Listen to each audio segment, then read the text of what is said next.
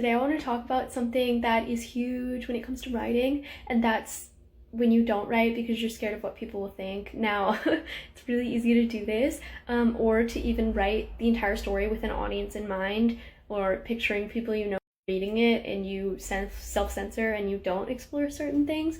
And I want to share that it's true, you have to watch your audience, but when you're writing the first draft, it doesn't have to be the draft that people see or that gets sent out to everybody. It's just your crazy vent of words the first time. And the reason is because you're just trying to process those thoughts and emotions and get it out there really raw.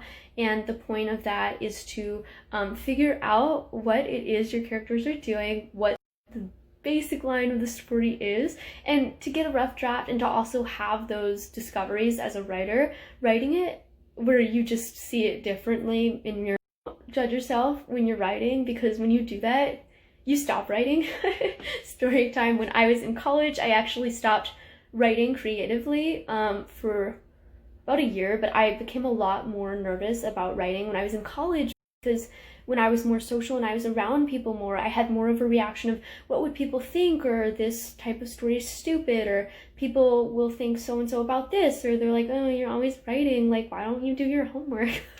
I did do my homework, I did graduate, so I did that, but I spent so much of my time writing. I just felt judged sometimes by it, so it really affected my writing, and it affected my ability to put creative thoughts on the page, because I was so focused on what will so-and-so think about this, or so-and-so thinks that's weird, and it really hurt my creative ability to the point where I went from writing by myself all the time to not, and I would say I'm back into the grind now, of course, but that experience taught me that you don't want to write for approval, you don't want to write for acceptance, you don't want to write for validation. Even if somebody reads it and hates it or thinks you're weird or awful or stupid, the important thing is that you discovered through your writing what's happening, and that your characters are growing and changing and learning, and that's why we write, and we write to discover. So really take other people out of the equation and write something that you